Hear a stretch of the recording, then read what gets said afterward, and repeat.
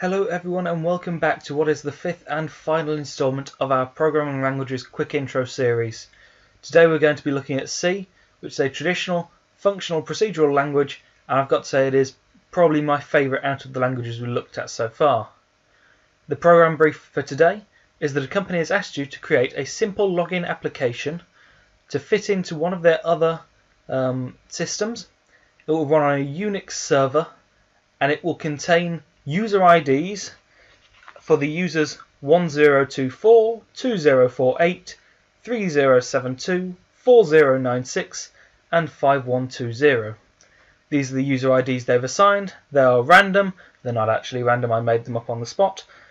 And they want you to create the application using C. So the application I'm going to be using to write the code is CodeWriter on Windows. If you use Linux, I advise looking into either Gedit or Genie. Anyway, let's just crack on. So in CodeWriter, I'm going to start a C project, and it comes up with a blank page. C is such a versatile language, it can't predict what you're going to put in there, so it just leaves it blank, ready for you to do whatever you want. I'm going to start off with a list of libraries that I'm going to be including into the program itself. In C, these are called headers, and they're actually stored in files on the server.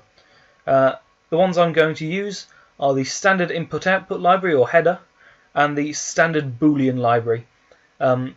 Because C is such an old but expansive language, a lot of the features of a modern programming language are actually included in the libraries rather than the core itself. The way we include these is quite simply using the include command. This is a hash followed by the word include. Following that, we want to include the name of the file in which the header is stored. We do these in greater than and less than signs, like in an HTML tag. I couldn't tell you why, but it's how it's structured. The first one is standard input and output. It's actually abbreviated at stdio, standard input output. .h is the file suffix for a C header file. The other one we want is the standard Boolean header. We can pretty much just copy and paste this line, except instead of IO for input output, it's bool for Boolean. Okay, so let's crack on with the program. I'm going to start you off with a few little hints and tips and tricks that you can use whilst programming to make your life as a developer easier. Start off with comments. So in C you have a single line comment, / comment, followed by */. Oh. That's a single line comment in C. If you're using a Microsoft variant of C, you can also do it with a double /. However, we won't be doing in this tutorial. We'll be using a standard variant of C. In particular, we will be compiling using GCC, the GNU Compiler Collection. You can find more information about that online if you wish. Multi-line comment is done in the same format as the single line. /*.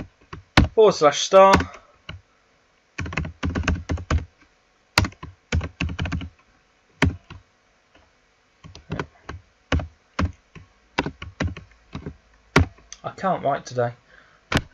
There's a multi-line comment. You can also do slightly neater multi-line comments like this.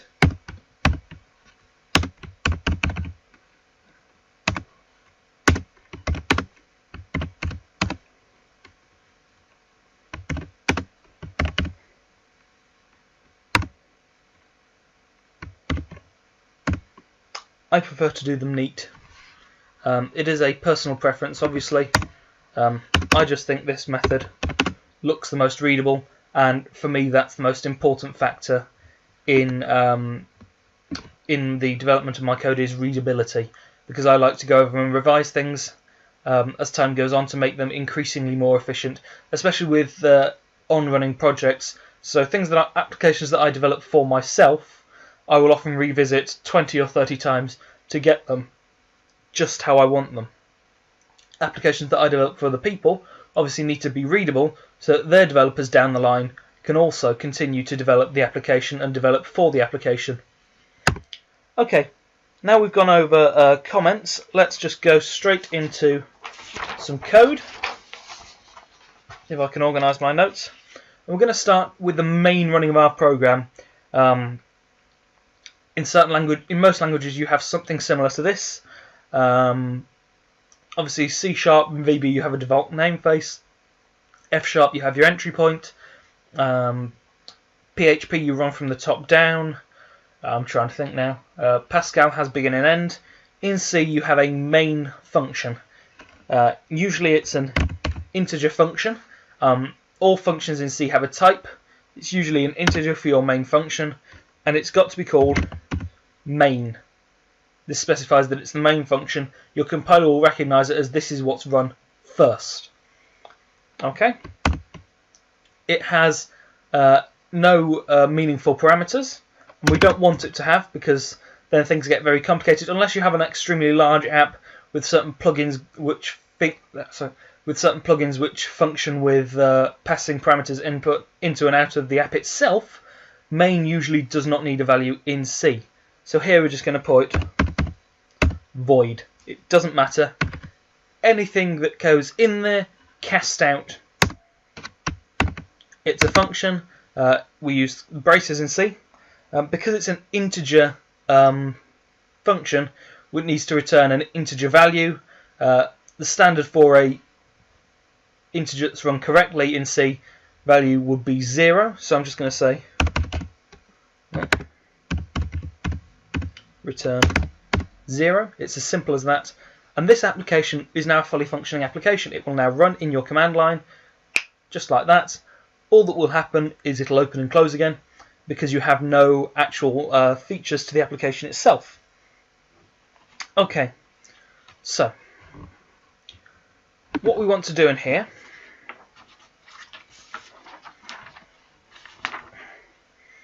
is create a login page for user management. There's many ways you can do this. I'm going to do this actually inside another function. And what I'm going to do, my thoughts here, other people will come up with different ideas. This is what occurs to me, is that I will have a function for logging in specifically, and every detail to do with logging in will be encapsulated within that. I will then call that the return value of that function into the main procedure to use it in the program itself. So let's create this function. Here we go. So it's going to be another int, I believe. No, it's not. It's going to be a bool. And this is because it's going to return a true or false reading, a 1 or a 0. Has the user logged in? Has the user not logged in? True or false? Okay. It's going to be called login. It seems to make the most sense to me. And again, it's got no meaningful parameters, so void once more. Okay, so now we're going to need some actual content to it. So we're going to start with an input.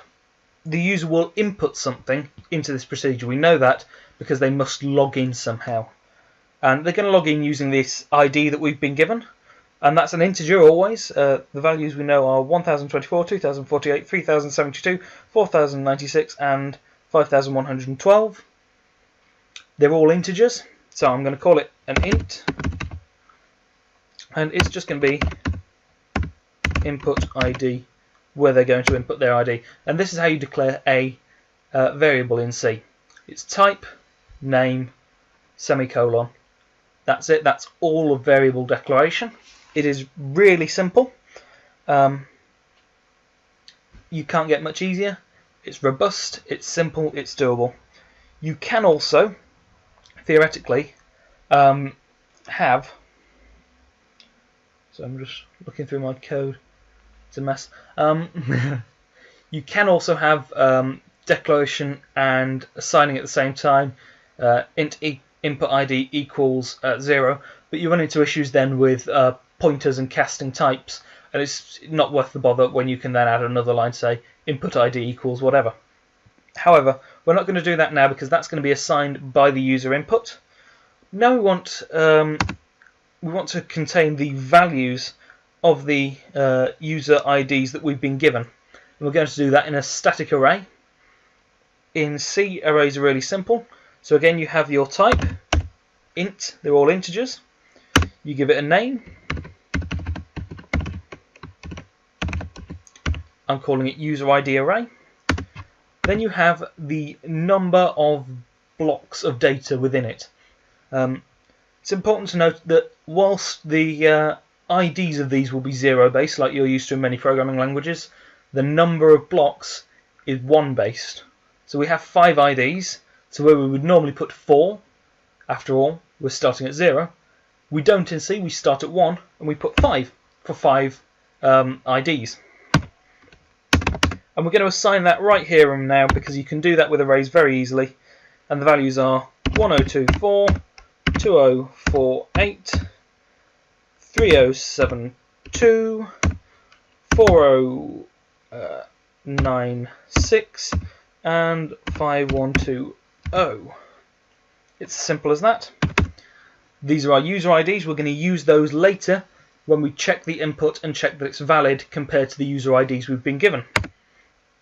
On top of this, this procedure is going to return something. We want to be able to manipulate that return. The best way of manipulating a return is using another variable. Because it's a Boolean procedure, we can use a Boolean variable. So, bool, just call it return value. Simple as that.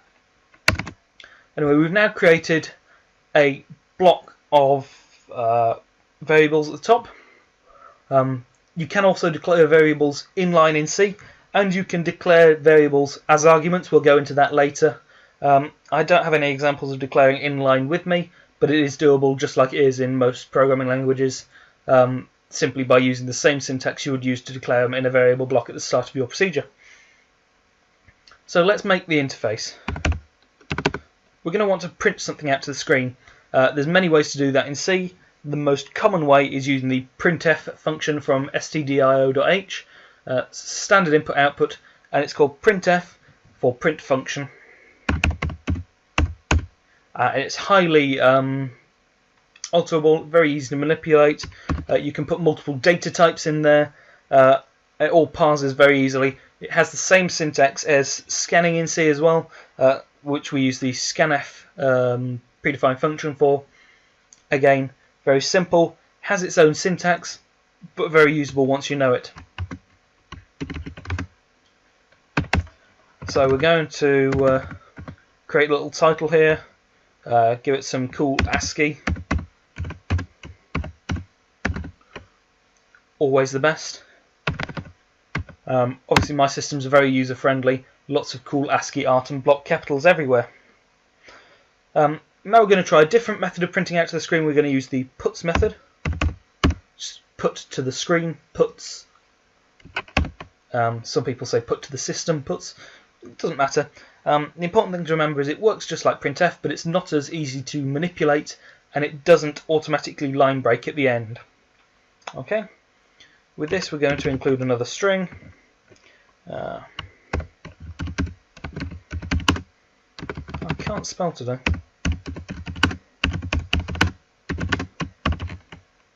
Please enter an ID. Simple as that.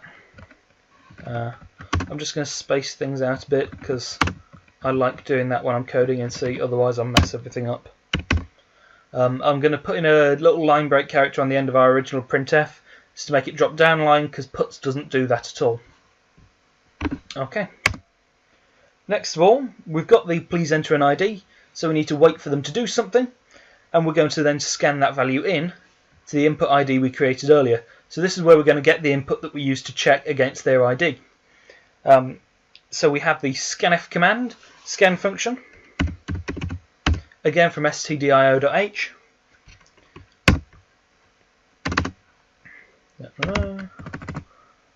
And it has its own syntax. The syntax is very weird in the way that it handles different data types. Everything by default is handled as a string. If it isn't handled as a string, we use what we're calling percentage escape characters. So these are certain characters, %s, %d, etc., to handle different types of data. That you can find whole lists of these online. I have a book actually, it's a very old one. It's called what is it? C Quick Reference, I think, by Q, a publishing company from however long ago. It's an ancient book, but it still works perfectly today as it did then. So Scanf, and we're going to use %d. This tells the language it's a numeric input. %d. It's as simple as that. Scanf %d, scan in a number. As I said, it has its own syntax. It's quite odd to use, but once you get used to it, then it becomes really easy. We're now going to input another argument to the scanf function. The other argument is where we're sending it. So it knows it's taken a number, and now it knows where to put it. It's going to put it into input ID. We want to link this in dynamically. To link it in, we use the ampersand. Don't ask why. Input ID. It's now going to take the numeric input that the user uses and push it into the input ID variable. Okay, this is all looking good so far. So let's going to echo that. Let's echo that back out to them now, so they can double check what they put. So printf, and let's use some of that same syntax. So we're going to start off with the number is, the number you put in is, and then we're going to use another %d to signify a number. Yeah. And then we're going to line break at the end of it to neaten things out a bit. There's a double capital there. Okay. Now we have that. We're going to include our input ID. Because we're not putting anything into it, we're just reading the value. We don't need the ampersand this time. Again, don't ask. Input ID. And this will now read our input ID in. And it will replace the %d with the value of the input ID passed as a string. Say the number is, and then print out the number, and then drop down a line in the terminal. Okay. We're getting a bit more complicated now. We're going to move on to for loops. When we did PHP, I talked about having a C-style for loop. Well, this is where that styling comes from. This is C, obviously. So this is where that styling of for loop comes from. So we're going to say for. Okay. In this, we're going to have our 3 arguments, like we did in C. We're going to start off with the initialization of our value. Because we don't already have a value that we're going to iterate through, we're going to create one. We can create that as an argument I mentioned earlier. And that's going to be int counter, and we're going to assign it a value of 0. Okay, now we've got that. We're going to do our maximum check. So we're going to do it whilst it is less than 5, because we have 5 inputs. Input 0, 1, 2, 3, and 4. Once you hit 5, it's going to encounter a problem, so it's going to be less than 5. So we're going to say counter less than 5. And then finally, we're going to decide how we're going to iterate through it, the way we're going to step. Because we start at 0 and we want something less than 5 but higher than 0, it's going to be counter plus plus, which means it increments by 1 every time going up. So, and it's as simple as this. So now we're going to use this for loop that we've just generated to read through every value in the ID array to check it against the input ID that the user's put in. Okay? Bear with me on this because it's a little bit complicated, but essentially we have 5 items in the user ID array, and the input ID should hopefully be any one of those. So we're going to loop through every time. We're going to loop through comparing it to every ID. It's going to do it sequentially. First one, second one, third one, fourth one, fifth one. And once it finally reaches the one that it matches, that's when we're going to break out of this for loop and give it the value that says you've succeeded. Okay, so let's pretend we're on our first run here. We want to check whether it's equal. So we're going to use an if statement, like we have done in other languages. We're going to say if input ID double equals. This is a conditional equals in C like it is in PHP. Another language, double equals is a condition, single equals is a signatory. So you assign it with a single, you check it with a double. I'm going to say user ID array. So we're checking it against one of the values in the user ID array. And the one we want to check it to is whichever one we've counted to. So we're going to use our counter variable that we generated in the for loop itself.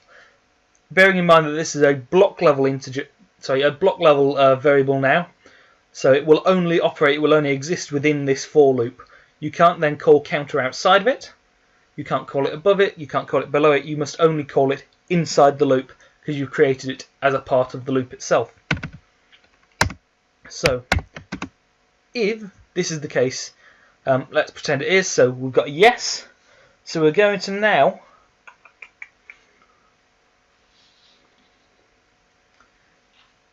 I think we should pass this along. So we're going to pass the value along back into the main procedure. Now, the one thing we don't want to do is overcomplicate things. We're going to use the KISS method, keep it simple, stupid, and we're going to say we'll do this the easiest way possible. The easiest way to pass a variable between two procedures or two functions is just to have a higher level variable. So we're going to use a global variable. The way we do that is we go into our global scope, so outside of both of our functions, and we're going to create another integer, and this is going to contain the actual final user ID. It's going to be called global user ID. Seems the most obvious. It's a global variable. It contains the user ID. Okay. So now we're going to assign that. Global user ID equals, single equals, because it's a signatory, we're assigning it. And then we're again going to use user ID array counter. Okay. Now we're going to use our return val boolean that we created earlier. So we're going to say, oh, I can't spell today. Return val equals, and let's say 1. We want it to be 1 if it has succeeded and 0 if they haven't. So return val equals 1, and now we want to force our way out of the for loop. Otherwise, the next time it iterates through, it will invalidate it and say it's false. So we're going to stop it once we've succeeded. Otherwise, it will keep running through until we fail. So we're going to use the break command. It's a really useful keyword in C is break, because you can obviously have statements within loops. It's quite a common occurrence when you're checking user inputs, and so break allows you to pull out when you get the right turnout. Okay, now we've done our break, we're going to check. Let's pretend it's not true. So the value isn't right. They've inputted 3, we're checking it against 1024. Well, in this case, we want it to keep iterating through in case they come across the number later. So we're not going to break out, but just in case they don't come across it, we want to set the return value to something false. We want to set it to 0 this time. So 1 we know is it's succeeded, 0 we know is it's failed. Okay, so we're going to say else, and we're just going to say return val is 0. Okay. Following on from here, we're going to break out of our for loop. So once the for loop is finished, we want to close out the procedure, close out the function. Sorry, because we're closing out a Boolean function, a function with a value, it must return a Boolean value. So we want it to return, like we did with int main, but this time, rather than feeding it a value directly, we already have the value we need provided to us by return val. So we're going to use return val. And so the output it gives will be equal to 1 if they've logged in and 0 if they can't log in. Now we've generated this, this function, we're going to go back into our main procedure. and we're going to do something with it as you want to. So first of all, we're going to create another variable in here to contain the value that login gives us. So what's essentially going to happen is login will always return a value. The way to call login so that you get that value is to assign it to a variable. So when it compiles that variable, it's going to say, oh, this variable is equal to the value assigned by this function. So we've got to run this function to get this value. Okay? Simplest way of doing that is a boolean, so we use bool. I'm going to call this logged in. Logged in. And I'm going to give it a value of login. Login's a function, so it must be called with an opening and closing set of brackets. And so now it's going to do login when it runs the program. And then it's going to take that value and save it as logged in. So now we're going to check whether it's returned a 1 or a 0. That return value is going to be in our logged in variable now. So we're going to say if logged in space double equals 1 if they've succeeded, then it's going to want to do something. It's going to want to send them into the system. So we're going to print out a little user-friendly message. One of the important things with console-based apps that do involve user input is that you do try and constantly have something feeding back to the user so that they know what's going on. Because the last thing any user wants to do is sit and stare at a blank console for ages wondering whether or not something's broken. So we're going to print out to them using the printf command that we looked at earlier. And we're going to just give it a little quick easy string.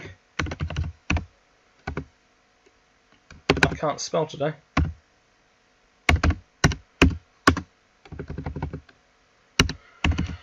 Wow. You're in. We're going to give this a little line break at the end, make it nice and neat. And we're going to want to do something to enter the system. So I'm going to create a dummy procedure. Now a dummy procedure is a programming paradigm whereby it's a procedure that doesn't really do anything, but when you pass your code on to someone else, they can link theirs in through it. So in this case we're going to use enter system to tell them that, well, once this has happened, they've succeeded. So it's going to want to enter into your system, enter into the client's system. So we're going to just create a dummy procedure here. It's going to be an integer, because why not? It's going to be enter system. And again, just for ease of use, we're going to say it's a void. Doesn't matter what's passed into it, just chuck it out. And we're just going to say it's a dummy procedure. Doesn't matter. And of course, return a 0 at the end to make sure everything exits neatly. Now going back to this, we're going to check if they haven't managed to log in. So what will we do then? Well, we can always try recalling the login function. The problem is once it succeeds, we won't know whether it's passed or not, because it won't have passed back to logged in, our boolean we created a minute ago. So instead, what we're going to do is we're going to call the entire main function again, and this will create the boolean logged in again to run login. It seems a bit overcomplicated, but it's actually a lot simpler than it looks, and it's not as memory intensive as many people think. So we're going to say else. It's as simple as printing out to the user to tell them what's going on. In fact, I'll just copy off here.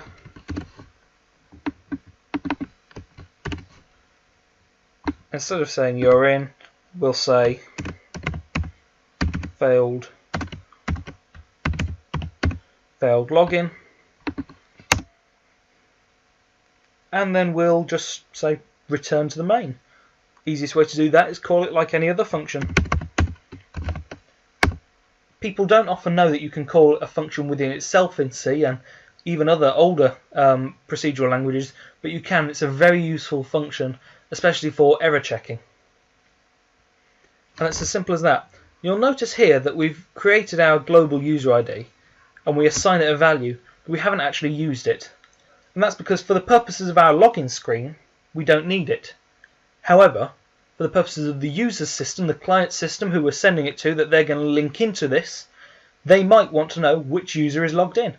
In this case, they can use that global variable that we've assigned and add it into their system. As simple as that.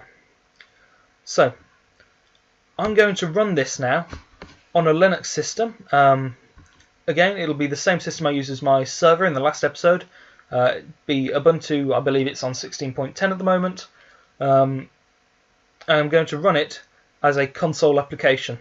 Whilst there, I'm also going to go through makefiles with you and make this as simple and sweet as I possibly can. I'll see you when I'm there. I'm back on the server. As you can see, I'm running Ubuntu 16.10 or a variant thereof. I've put the file I made this week into a folder and I've titled it main.c. This is quite a common convention for the main file in a program. It won't be referred to as main.c when we create it because I'm creating it using a make file. If you're already an accomplished programmer, you'll probably know all programming languages need to be compiled.